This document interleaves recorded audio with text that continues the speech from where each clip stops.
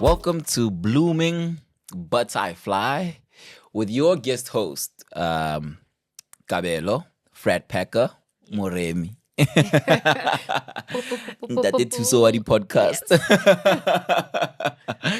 And my esteemed guest. Yes, a guest on my own show. But your show today. My show today, Yes. Dr. Hopolang. Yes. How are you? I am nervous but well. Nervous but well. Okay, Yes. let's tackle the nervous part. I like being the one that asks and explores the other person's world.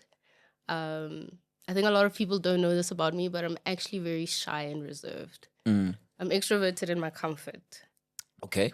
because I can control who sees. But Okay. today, I don't know what you're going to like explore with me. You know what I mean? Yeah. Yeah. So. Look, I've had the privilege of watching the episodes along with everybody that does watch them, and the great thing about it is that you give us this beautiful insight to different worlds, and you also get this insight into the person that maybe owns that world or is part of that world, right? But there's always something about you, so I think this is a great part of us getting to know you. And this is the purpose of all of this, right? Yeah. Now, I think off air I was asking you, why did you pick this medium, Yeah. you know, to tell stories? I mean, there's so many other ways to tell stories, but you chose to do it in podcast fashion. Yeah. Why is that? I think podcasting in today's day and age is accessible to a large audience who is interested in it. I think it is engaging. You have freedom in the way that I'm creative. I don't think I would, well, I don't know actually. I don't know if I would, how I'd be in other forms of creativity. Podcasting also gives an opportunity to tell stories. I'm really interested in people's stories. I'm really interested. So growing up, I never had a lot of, I think, mentors outside of my immediate family. Yeah. And I come from a particular family where there were things that I needed and my family didn't have it. That's fine. I hold grace for that. So I always ventured out into other people's stories. Like I'm an avid lover of autobiographies. Okay. So for me, this space will hopefully serve for somebody like me to tell somebody's autobiography, like a snippet of it. And what I got from that was mentorship. And I think podcasting gives the opportunity for people to get whatever it is that they get from an episode. Nice. Yeah. I love that. Yeah. Autobiography. I wouldn't have guessed. No? No. Why not? I don't know. I think you have, like I said, you have like such a poised, vibe about you. So I would assume a lot of philosophical books and things of that nature, you know. So I that's where my mind would go in terms of if somebody were to say, "What do you think Hopolang reads?" You know what I mean? But If I tell you now on my reading list, it's 4 autobiographies. Literally. please do share. I'm currently reading Michelle Obama's second book, Becoming. I'm reading, what is the psychologist's name? I forgot, but the book is called Why I Believe. Okay. So it speaks about his spiritual journey as a Christian, as well as his psychological journey as a psychologist. I'm also reading, I just finished Tandekiso. What's her name? Rorisang. Rorisang's book. Yep. I read that in like a week. Oh, that book was so great. And then I ventured into Sarah Jakes.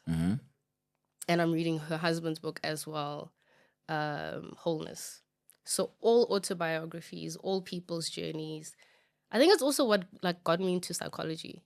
I'm really intrigued by people's stories. And I love the beginning to the end, the blooming. That's how I got this name. Yeah. The blooming of it, the journey of it. Okay. Also very interesting golden thread there. Psychology Yeah. and spirituality. Yeah. Right? Let's tackle both of those. One, how did you get into psychology? And then we'll tackle the spirituality part afterwards. I got into psychology by mistake. I actually didn't know what I wanted to do growing up. So when we got to grade 11 and everybody's applying, I had no cooking clue what I wanted to do. Same. Yeah, and my mom was so worried because we didn't have the luxury for me not to know financially, you know what I mean? What I did know is that I liked working with people, but that can be anything, right? Yeah. I liked talking, that can be anything. True. And back then, I think my view of a career was so limited. It had to then mean journalism, radio, or law. My black mom said journalism and radio is not going to pay the bills. She was a typical black mom who said anything in that field, you know, because she was very wired with the top five. You're a lawyer, an accountant. Doctor, So then engineer. I then applied for law.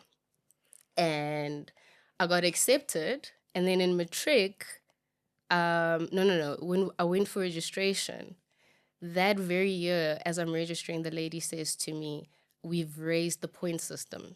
So back then it was like 32 points or something, and they had raised it to 34. So you can't apply for law. So I'm standing there and I call my mom and I'm like, well, I don't know what to do now. I've been accepted into the university, but I have nothing to go to. And then the lady advised that do a BA, take law subjects, which would be English, international relations, that sort of thing, and then convert in your second year. So I needed a filler subject. And once again, I call my mom. I'm like, I don't know what the filler subject is going to be. She's like, well, your uncle did psychology and it seems interesting. I'm like, what is psychology? I didn't even know what psychology was. So I took it. And by second semester, first year, which isn't even psychology, it's like basic foundational stuff, I just really got drawn to it. The perspectives, the thinking. It was something new in my world. So I continued with it. I forgot about law. And to date, actually, I think in hindsight, I would have made a terrible lawyer. I would have, oh no. Why? Park that why? I think I'm too emotional. I think the rational aspect of how, or my little ignorant view of law, right? I'm not saying you guys don't have emotions, but I think there's a certain type of logic and rationale you need to use 100%. that supersedes morality sometimes and emotions. I can't separate the two. So I don't think I'd be good at it. Okay. Yeah. Interesting. All right. That's a little detour, but now your love for psychology, then it was grows. it love at first read, or what catapulted you into saying I'm going to follow this through? This sounds cliche, but it was. I think I think it just landed, man. Energetically just landed. The lecturers, is it the lecturers, the way they taught it? Is it that I wasn't exposed to that way of thinking in my upbringing and it intrigued me? I don't know. But there was no anxiety. There was no, I don't do things without being instructed to, right? From a higher purpose. So when I then got into this thing 6 months later and I'm now registering for second semester and I'm doing well in it. And it's the subject that, so I took philosophy actually. And I dropped out the first term. Hectic. Because I just couldn't. I wasn't wired that way for some reason, right? But psychology was always the subject I would put in effort. And I was very non-serious in first year. I would be the kid that did like assignments 2 days before, the essay 2 days before. But with psychology, I didn't. I always put in effort. So I think it was like, it just landed immediately. Yeah. By the time I got to third year, I knew that this is where I'm going. But I actually didn't get a high enough mark for honors. Because back then there was if you get 75%, you automatically get in. And then because there's so many high applications, if you get anything below 65, they no longer consider you. And I got 63. Hectic. Because I was fooling around, right? Right? I really don't see Hopolang Oh fooling my around. gosh. In COVID's backed. No ways. Were you a backed person? Man, I have evolved. I was always there on a Friday, the 5 Rand shots, all that stuff. So I got my 63. I hope my mom doesn't watch this because she'll be like, oh, we stretched time in university because of bagged. And I had to make the difficult decision of repeating my third year.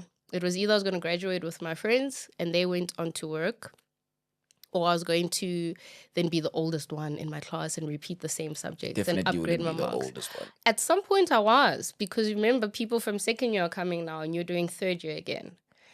But I realized then that I actually liked it, because to sit through that was hard mentally for me. It was hard emotionally. I felt like I moved backwards because the friends I had graduated and were working now. Or some of them were in the honors class. So I stopped going to BACT and I stopped doing my assignments 2 days before. And then I actually humbled myself and got a mentor, because the area I was struggling the most was with writing. And I reached out to a few lecturers, got no responses, and I reached out to a psychologist, Zamombele, who agreed on a whim to mentor me. And I got to follow his practice. He had a private practice at the time, and he would help me just structure my assignments, that sort of thing. And I got into honors. Automatic. Nice. I got my 75, right? And then in I can't remember when, but in honors, my dad passed away. And I fell into a depression. And that was my first experience with depression, as I knew it. As in, I had never seen somebody depressed and knew it was depression. But because then I was studying the thing, I got to know what I was going through. I took a break after passing my honors, and I didn't immediately apply into my master's. And I think that year was reflective, because I was like, what happens to people like me, actually? Especially in the Black community. Where do we go? And then you start to see the thread that actually the people I grew up with, or our parents, they were actually anxious, they were depressed. And I think that just solidified that this is where I'm going. Applied for master's, and now we're here. Wow. A 10-year journey.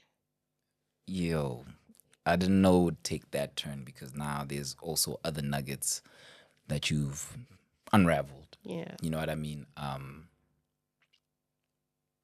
Dealing with grief, right? And then that coincides with depression. Yeah. Right? How was it navigating that? Because, like you said, you had never experienced it, secondhand or firsthand. You know what I mean? But I guess maybe you dealt with it from a student perspective. Yeah. You know what I mean? And then now applying some of those principles, how did you go about that? What was that journey like, dealing with grief, depression, and also being able to identify that, which could be like an advantage to an extent, because some people don't even know the telltale signs of what depression is, but you could detect them, know. So how was that?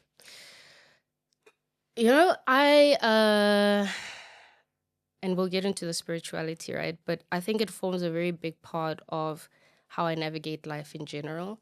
So even the good parts.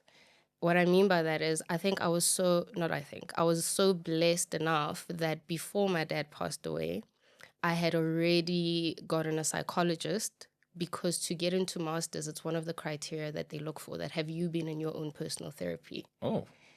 And when I say that was so cultivated spiritually, I found my therapist. I couldn't afford therapy at the time. It was exorbitant. Yeah, it still is. It still is. I don't come from a financially well-off family, so my mom couldn't afford it. So once again, I shot my shot with everyone. I was so random. I would literally ask anybody for anything. And I was emailing a bunch of psychologists, asking them for a reduced rate. Their reduced rates were still exorbitant. Yeah. Right? Now being a psychologist, I get it, because a lot goes into the profession, right? But then reality meant for me is that I'm not going to get this thing. The last psychologist that is still my psychologist to date, 10 years later. That must be amazing. Yeah. 10 years later, responded And when I say she made me pay peanuts, so let me give you a context. Back then, a full rate was anything between 700 and 850, which today would be the equivalent of people are charging anything between 900 to 1.3, 1.5. Yeah. Okay, so it's the equivalent of that. Yeah. It sounds little today, but then it was the equivalent of today. It's still quite a lot because it's for an hour. Yes. There's a reason. Yeah, we're gonna Right? get there. Yeah, we're gonna get there. And she gave me a rate of 150 from a full rate of 850. Do you understand how crazy that is? So if I see her weekly, I would monthly pay half of her rate, her full, for an hour. And that cannot be me. That cannot be orchestrated. Wow. That was aligned. 2 weeks after she took me on, my dad passed away. Yeah. So I just got into therapy 2 weeks after he passed away. And then my grief process really did take on the natural form of grief, 6 months or so. And then after 6 months, you now slipping into a depression. And I slipped into a depression because the grief just wasn't getting processed. It was quite a shock to me. So I think therapy, I think I've always been surrounded by support structures, truly, truly by the grace of God, that catch the time of whatever I'm going through. And I think I'm also naturally navigated to a life force. Like I have a life drive. Okay. I have a natural life drive. Like I'm the kind of person where, let me not put it into the universe because life has been hard, but the big losses that I have, I'll always come out of. So I came out of it. Yeah. Jeez. And what were the tattletale signs besides the time lapse? Like also 6 months. Like who decides it's 6 months to get over? Not get over. So with grief, you would never in the first year diagnose depression in the first year, 6 months to a year, because the criteria for diagnoses, there's time frames, there's contextual and cultural considerations that's taken. So the DSM criteria, which is where... What's DSM? It's a diagnostic tool that we use in mental health, in psychiatry and psychology, to diagnose your anxieties, your depression, your personality disorders. And research has gone into that to factor how somebody gets a diagnosis. Okay. So in today's age, buzzwords like I'm depressed. No. You don't just throw things like that. There's a minimum criteria to be met. After about a year, if you think of a grief process, so a grief process is a lifelong lived process that when lived and processed individually, but with time, tends to shift. I don't think it gets better. I think you shift as a person and how you're navigating it. So when a person is not shifting in certain ways and they're getting worse, the low mood is deteriorating, the appetite isn't getting better. They are getting an intervention, but nothing is progressing. There's no glimmers of hope. We're slipping into a depression. And that's what was happening for me. So at that point, now I think other things are coming up. But I don't think it was only the grief process that made that. I think who I was grieving contributed to the grief. Because we had just 4 years prior worked on our relationship. Oh, man. You see? So it was like, I don't think it was only the death per se versus processing that relationship. And when you just got somebody back and they're gone. Oh. Yeah. Terrible. I'm sorry for that. It's okay. Yeah. From one griever to another. to another. I honestly think that's one of the worst things. Dreamstream, a place to create yourself. Record video, music, and podcast in our full-service studio. Dreamstream, a place to create yourself. Record video, music, and podcast in our full-service studio. Dream Stream, a place to create yourself.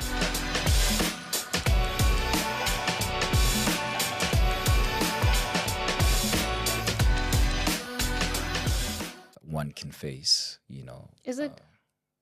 Well, to me, Yeah. definitely the worst thing that I honestly am in awe of the fact that I can even speak Right. with the fact that I have gone through grief or going through grief. Grief through death, particularly? Yes. Okay. Yes. Okay. Yes. Similar, but it was my mom.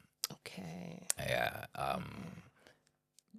Terrible. Like I can't even put it into words. You know what I mean? So when I hear you speak about that, you know, I relate, and I know a lot of people would definitely relate, because, you know, the thing about that is that it doesn't even matter what stage of you are in the relationship. It could be a person that you've loved your whole life.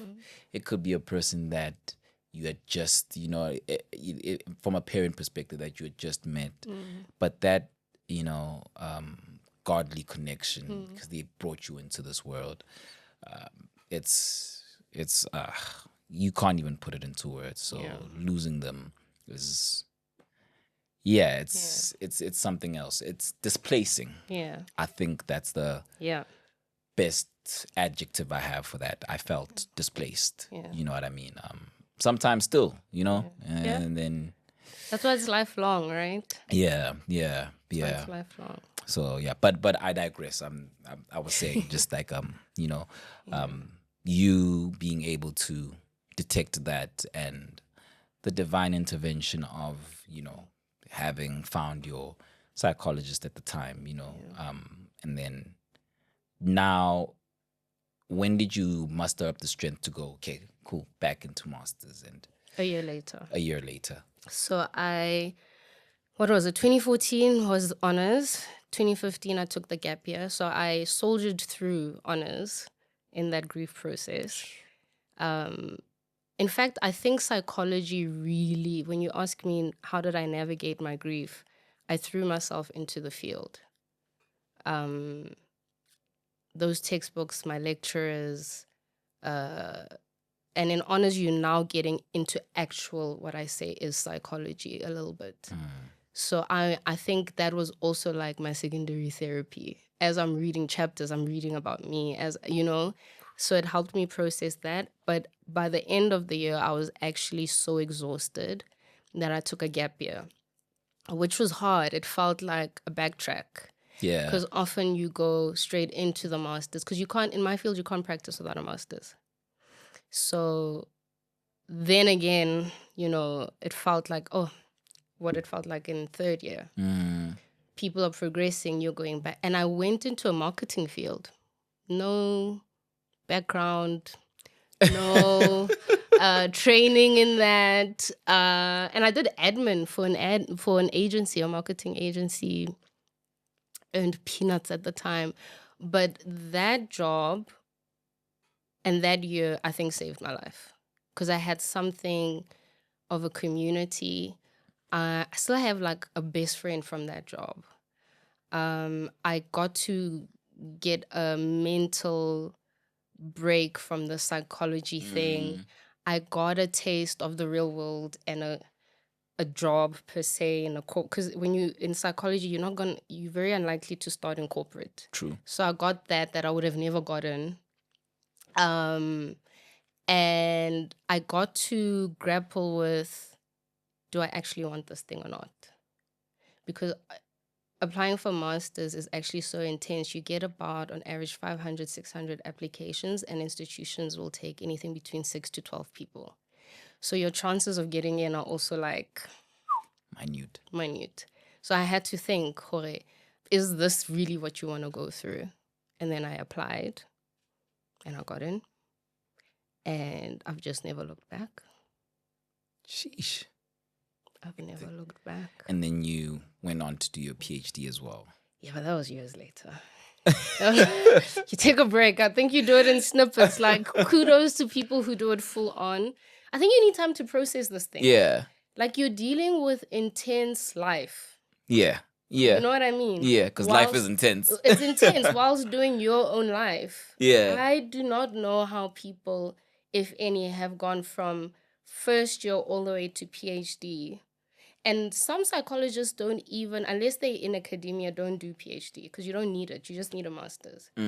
So us who go into PhD, often it's because to be an academic, so to lecture or publish journals and things like that and contribute, they often would want you to have a PhD. Or you're just mad like me and you are a nerd and you just like to torture yourself and go into things for the sake of, yeah, so then I ventured after what did I do? Internship, ComServe. Then I started my private practice. And in 2020, I went into PhD, which was then 3-4 years later after qualifying. And then in terms of, like you mentioned, internship, that's the process. And then how long is like each chapter within the working field, like your internship? So from masters already, if you're training with VITS, you are already practicing, but supervised, right? But are you earning at the same time? No. Okay. So the first year you're a student. The VITS course is 2 years. The first year you're a student, but you're seeing clients. And it's like how doctors, the student doctors will go into hospital settings, but they're not earning and they're learning practical and doing the coursework. Or in and law clinic as well. In law clinic, it's the same thing. And then internship is where you start earning. Okay.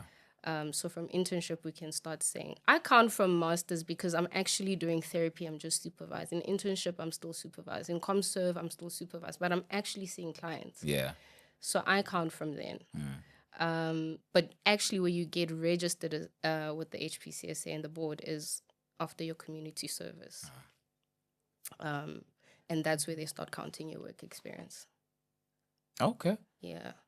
All right. That makes Do you see why it costs? sense. That's How where much? I'm going now. It's a lot. A lot goes into this thing. A lot. Look, a lot does go into it, right? And now we're going into Yes. why does therapy cost as much as it does, right? And I ask this because it's also such a blanket statement to say to people, if they've got a problem, if they're dealing with something, to say, you may need some therapy, and we throw it around. We don't care about person's background, the person's understanding, you know what I mean? The person's ability to search out for, affordable therapists and psychologists, but we just throw it around, and it's not a cheap thing. No. You know what I mean? It's not a cheap thing, but I guess people need to be enlightened because, like everything, I'm sure it has tiers for people that can't afford. You know what I mean? So I think I would like this to be like an enlightening moment or a teachable moment in terms of how do people go into therapy and the tiers of therapy, and then why. Okay. Obviously it costs that much, so that I don't just say, wow, it's expensive, and then you're a therapist and you're like, Yeah. do you understand? Yeah. Okay, so let me not be defensive. And let me be more psychoeducational. And I hope it doesn't come off as defensive, but any profession, the studies cost a particular amount. True. Back then, when I studied my master's, it was about 53,000 Rand for the year. Okay. And so the cost of what you putting in to learn what you're learning, if we talking 12 or 6 in the whole country, it means that you're also trusting that the institutions are pouring in and delivering output of professionals that can handle your life. This may sound defensive, but I'd also ask people, why should mental health or anything that caters to mental health, and mental health is your life, be cheap? Because everything that you have to do as Gabelo starts here first. It's well-being. Yeah. I think it cheapens the quality or the acknowledgement we need for how hard it is to navigate life. And I'm the person that is helping facilitate that. I need to equip myself with that. We continue to study. I don't get the luxury of I qualify in 2014 and then that's best practice. Research is always evolving. 100%. The tiers also come in like a person like me who you get a clinician who practices and then leaves it at that, and they do the yearly CPD points. CPD points you can get from reading a journal, attending reading groups and whatever, and that's that. But then you get somebody who overextends themselves. I didn't need to do a PhD. I chose to do a PhD. That's research. You're in law. You can understand the amount that goes into researching and developing this thing. How we practiced in 2024 and how we practice in 2014 and how we're practicing in 2024. You need people who pour into that field, develop it. That's time. Like any other profession, because I'm dealing with a human life, as humanity evolves, that means my skill set is evolving. What I was doing in internship as best practice, I'm probably not doing now. There's foundational basics, but I'm upskilled and I've upskilled myself and I'm getting better at my craft and what I'm doing. Now, when we come to the affordability, I think this is where it gets contentious. I think therapy is a luxury globally, even for rich people, and it shouldn't be. Okay. And I don't think it is a problem for the clinician and the individual to solve. I think it's a collective issue, because if you leave it at just clinician level, it's going to overwhelm us, because I'm not in control of inflation and the economy and how that moves. There aren't enough jobs in the government sector. So how I got into private practice, for example, is because that year jobs were frozen in government hospitals. I actually did not want to go into private practice. I wanted to stay at a hospital. So the funding then makes it a luxury, because for somebody who cannot access therapy, there aren't enough clinicians to supply. Like if you take any government hospital, they are overworked, the staff. The waiting lists are too long. And I can only see so many clients in a day.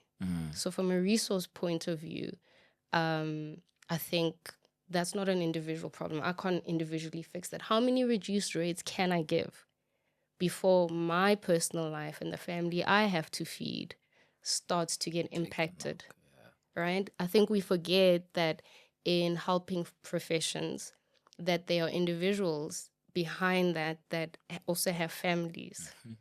So where 850 an hour 10 years ago was equivalent to the inflation rate then, if I'm charging you 850 per hour, and like a surgeon, I'm the machinery as a psychologist.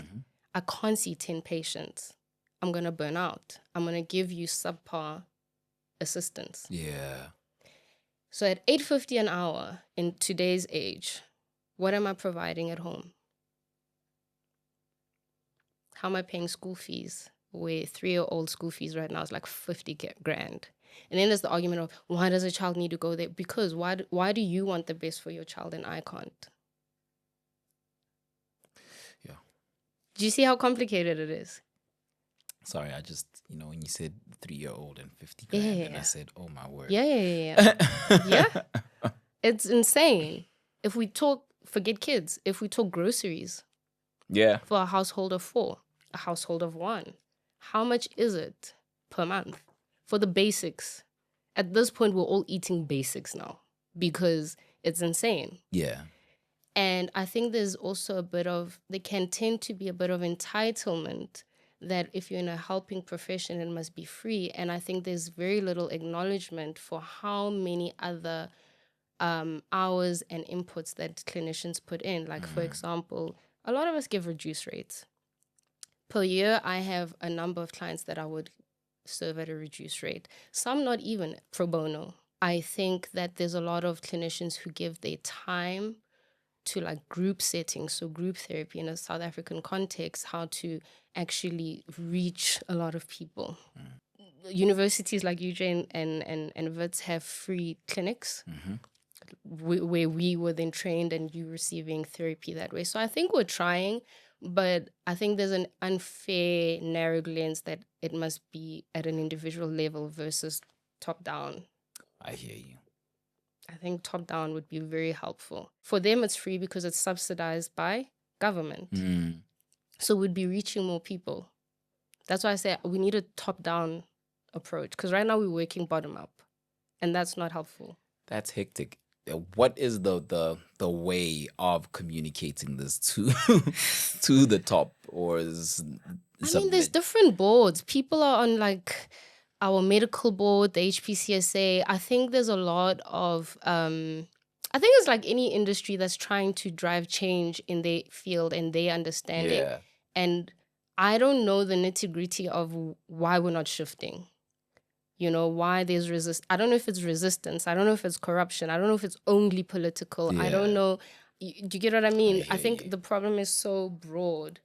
But I do think there's been chats and conversation of things need to change and willing clinicians who are willing to be part of the change. Private practice is actually exhausting. It's a business. You're an entrepreneur. Yeah.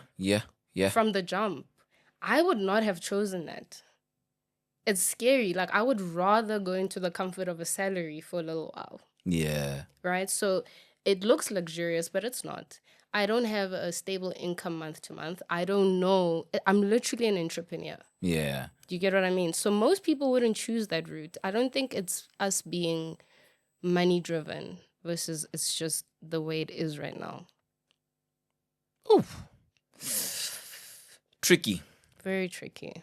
Tricky, but that context is very, very important. You know, I'm a big advocate for therapy. Are you in therapy? Me? Yeah. Nah. Yeah. And I'm a therapist hopper. Why? Why? I deal in seasons and perspective. Okay.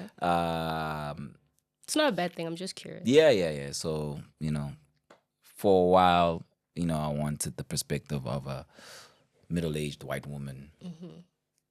And now I want the perspective of a middle-aged white man. Okay. Yeah. Interesting. Yeah. I've gotten the perspective of a youthful black woman. The last one would be the perspective of a, you know, equally aged, almost age mate, black guy. That's the final boss. Those are the hardest to find. Those are the hardest. You see, so I guess I've got time. So I'll. Not a lot of black guys go into therapy. I'll do that research once that's the final boss. But right now I'm with a middle-aged white man, and very interesting. Okay. Interesting. Yeah, because it's more than just about me, right? When I go there, I also like testing out theories and the theories that I have in my head that people will look at me crazy for having. You know, I think it's also a space where I can vocalize my intrusive thoughts as well, and you know, just get another perspective and some sort of pushback.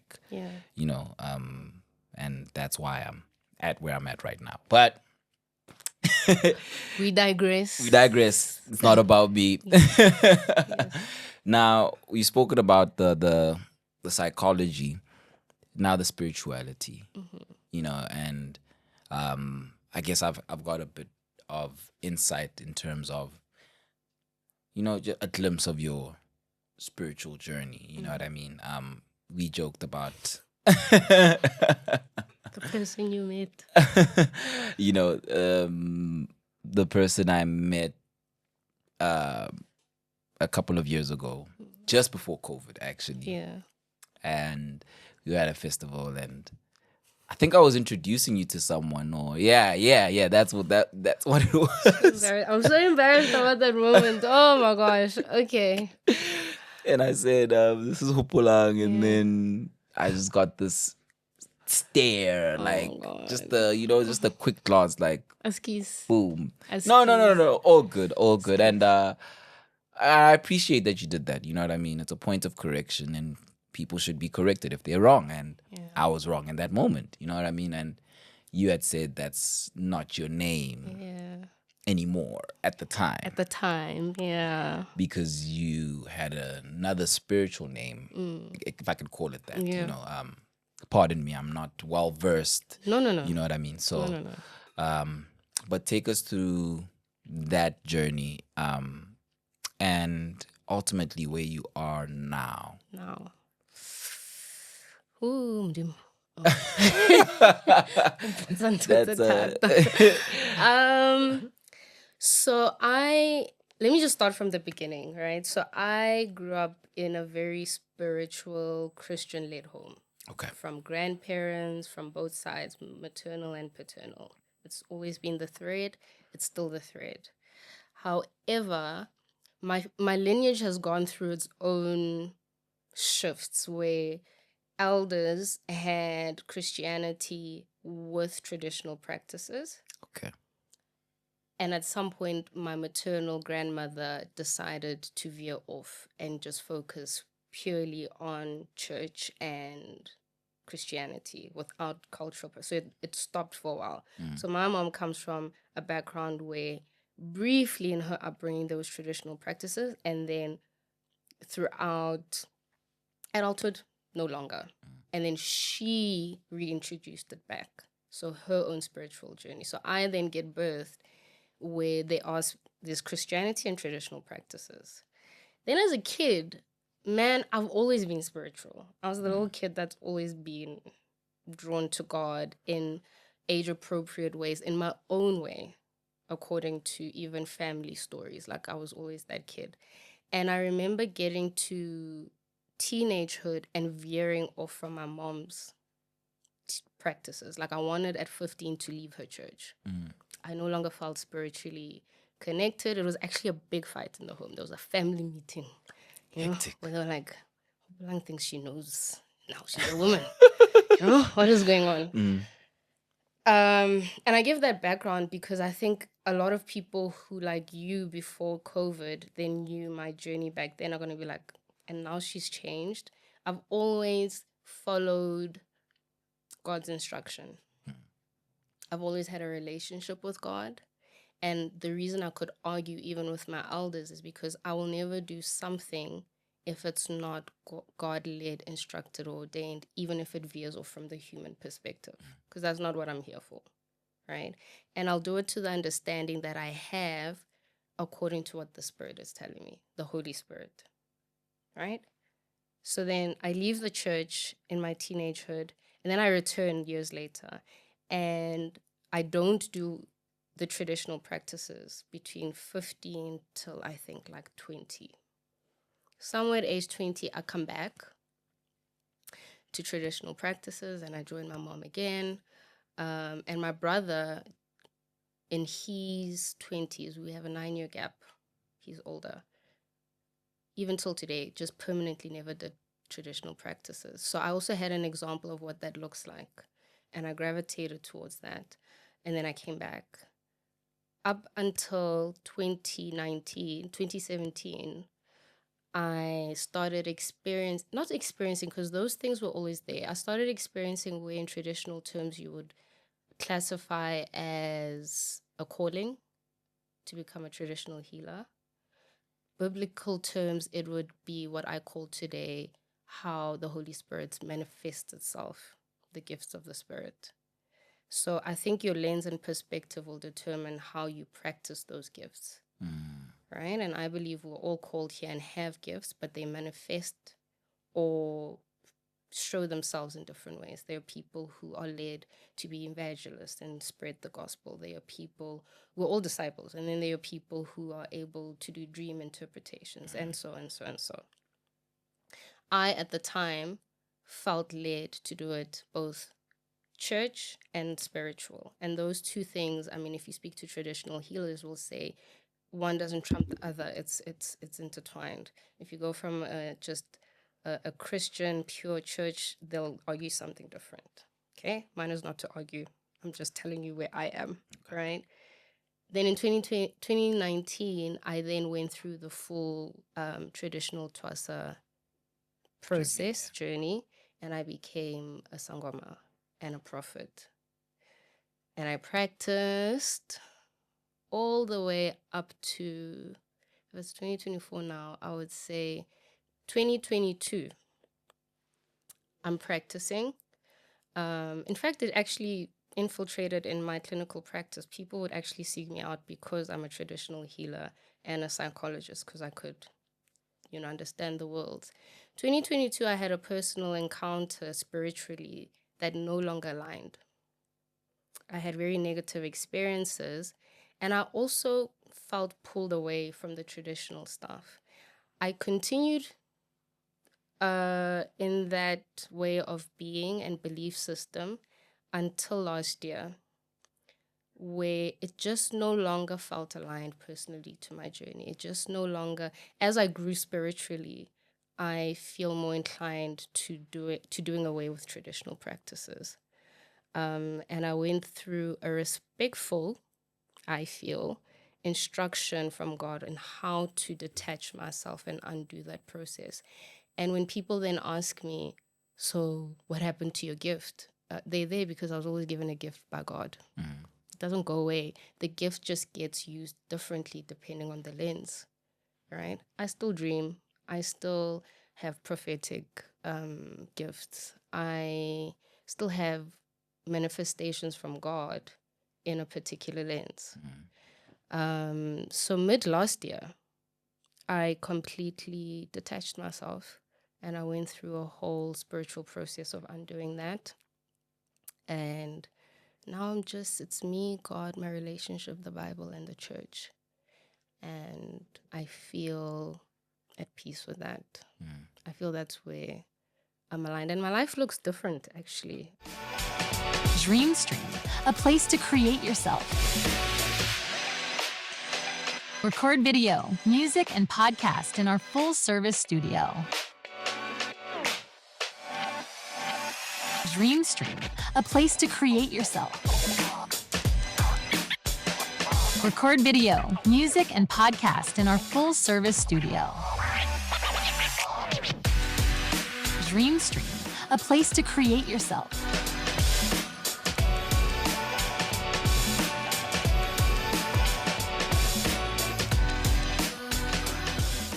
This sounds crazy, but big and small, I don't do things without consulting God. From what I wear to what I eat to when I fast, when I don't fast, who's in my circle. A lot of people fell away. And fell away, I mean, like I shifted because I was just no longer in that way of thinking. Not because I'm better than anyone, but I just shifted. And some people also shifted from me because I was no longer aligned to their journey. I was not healthy for their journey either, to where they are going, I feel I elevated in the way I relationship with people. My character changed or elevated. And there's less confusion. There's just less confusion, man. Yeah. If you think of the person you were interacting with before COVID, does it feel the same? And you can be honest.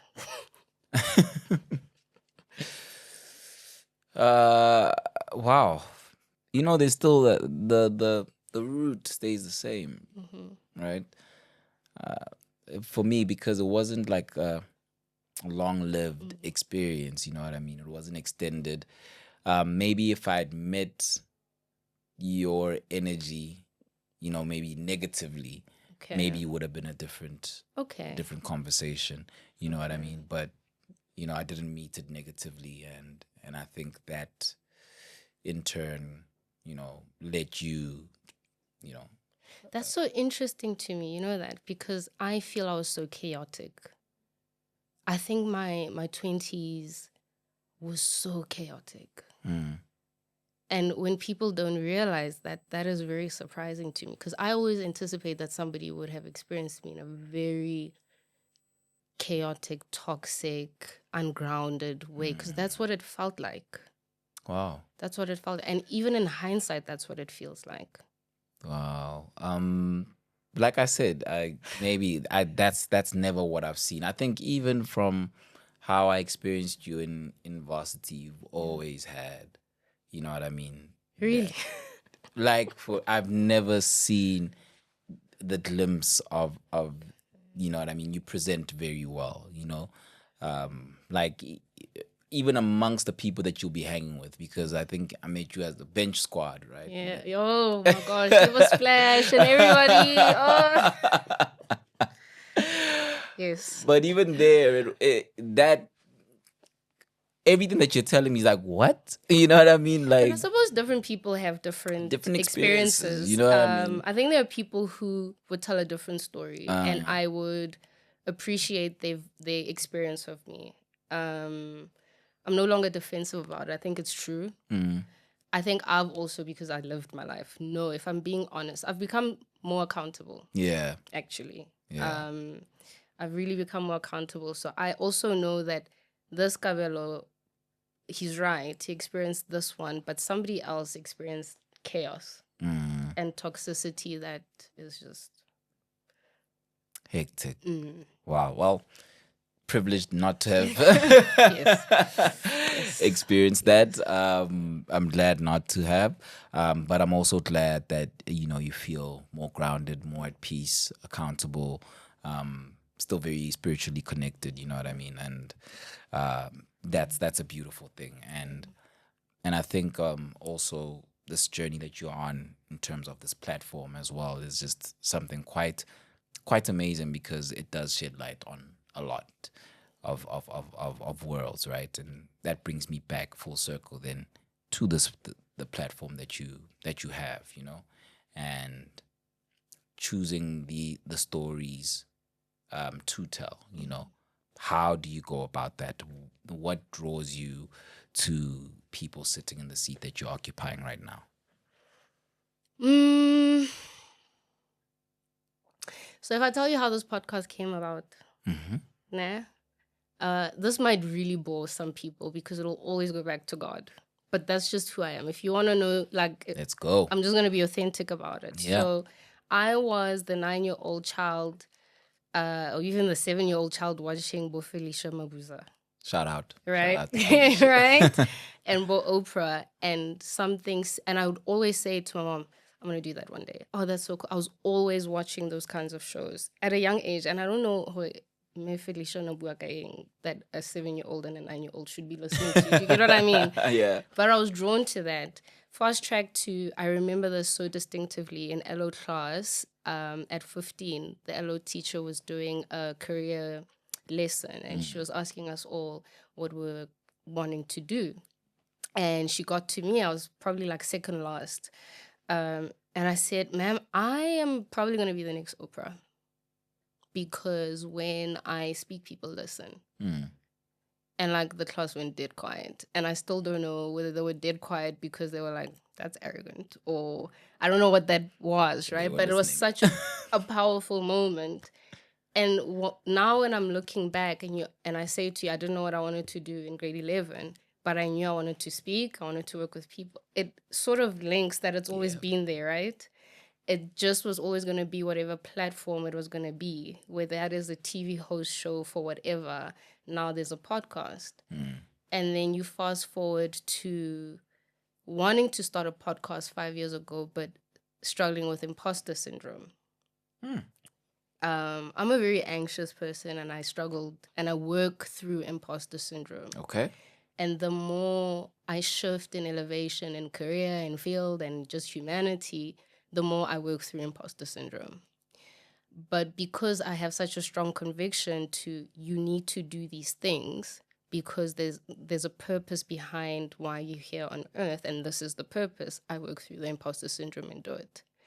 Fast track to this year, Activate South Africa with Sarah Jakes and her husband, Bohorisang, come and they do the whole thing, and I attend. when I wanted to go to, Sarah Jakes has Women Evolve. I don't know if you're familiar with that conference for women yearly. And I couldn't go this year because I couldn't get the US visa. And 2 weeks later, when I realized that the way I can't get the visa, I see an advert on social media on Risang's page saying that Sarah is coming to South Africa in the same time frame that I'd be in South Africa. So I'm like, if I can't go to the US, clearly. So I'm like superstitious like that. Like, Mudim is bringing her to me. So I go, and the message from that sermon is about going out and starting the thing God has been telling you to start, and you're sitting on it. And he's saying, release the fragrance of your purpose, blah, blah. It's speaking to, I was like, okay. And that Sunday after, I was returning back to Dubai. And if you go on my YouTube, you'll see that I started without guests. Yeah. And it's like very like flimsy, and you don't know where she's going with where she's going. And there's like 2 viewers. So I started it because he said, I said you must start the thing because there's something that's going to manifest and unfold through the storytelling. And you don't need to, I don't know what this is. So when you're asking me even the guests, then I sat there and knew that I needed to evolve into guests, but I don't know who. And then I thought of the people that I admire, right? Autobiographies. So even you guys who don't have books per se, I follow a lot of people on social media because I'm very particular of who I follow because I track their lives. And I just wrote down a list. Remember when I called you, like you were one of them, right? Yeah. So I write a list and I'm like very curious about that life journey. And he picks even the ordering of the episodes. I said, who goes first? And what is the logic of who goes first, fifth, and fourth, and all of that? I don't do that. I'm not even from a creative space. I learned through guests what, like from Novisa, for example, had this thing called a brand book. I was like, what's that? Right. I'm learning now as peers behind the camera that there's 3 cameras.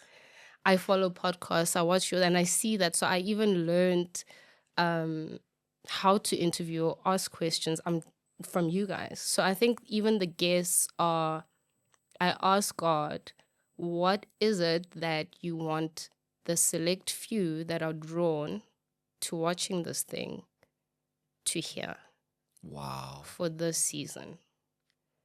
And I don't know what it is. So then I pick according to that. And then I put my questions together. For Kabelo's life, what is it that you want the people that will be drawn to watching this thing to get from his story? So I don't ask things based on what I want to know. I ask with the perspective of what is supposed to go out there. Jeez. And we're in season 2, while recording it now, I went through the same process.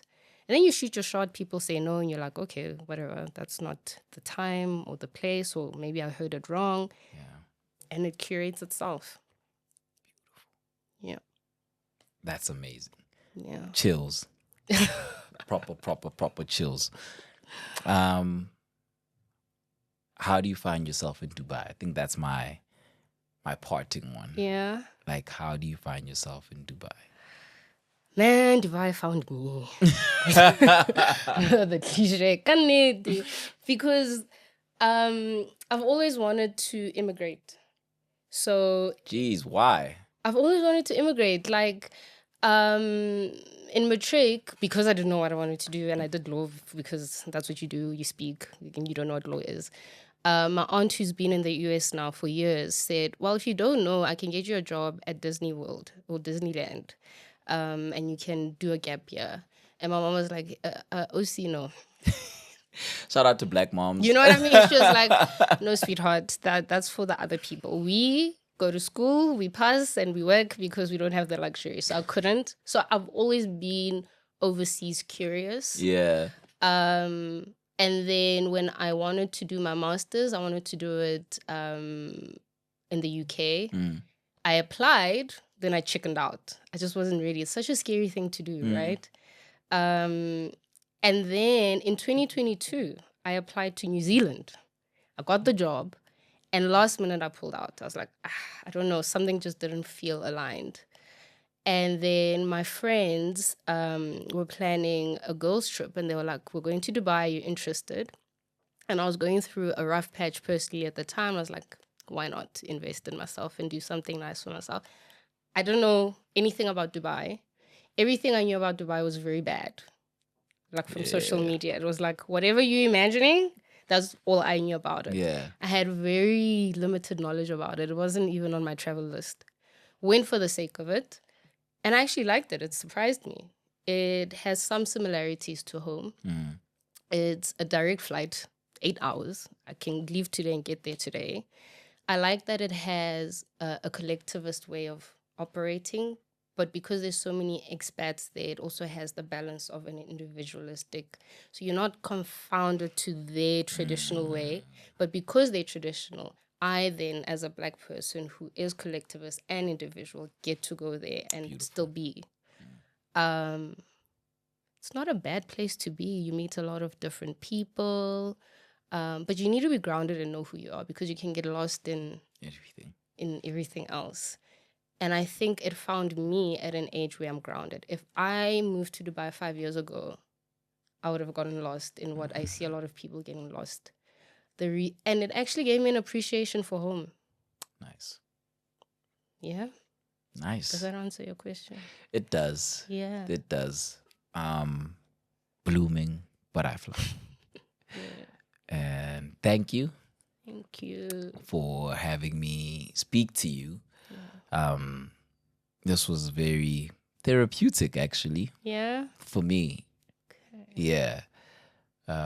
So I'd imagine that you're great at your job. Okay. I hope so. I hope so. Yeah. Stories, you see? Yep. Stories. Beautiful. Autobiographies. Beautiful, beautiful. And bless the platform. Thank you. Yeah. I receive. Thank you. Hopefully we'll have you as a guest. Anytime. Come on. Yeah? Yeah? The Fred Packer. You've got such a journey, actually. You think so? Yeah. Okay. From even having a musical group. Before I asked you to host, I had to do my research, right? And I was just curious. I didn't know that you guys started the Sobering so many years ago. Yeah. When people were like, what is a podcast? Yes. And there were more members. One of your friends was part of it. It wasn't just the guys that it is now. Yeah, your cousin. because I joined like a couple of years later, because I started with the Art Lifers, which was Splash. Yes. We had that. And then maybe 2 years into the Sobering, I joined. Ah, Yeah. I had no idea. Yeah, and yes, there was a lady at some point. You know what I mean? Yeah. But we're here now, and it's a whole thing. Yeah, we've made it a business, and you're a lawyer. Yeah. See, there's a whole the boy from the Val. There's a whole story. Let me not have my episode now, but there's a whole story where. But you get to come back. Yeah, I will gladly. Anytime, I got you. Thank you. Yeah, you're amazing, Hopolang. Thank Dr. you so much. Hopolang. Just Hopolang. Just Hopolang. All right. All good.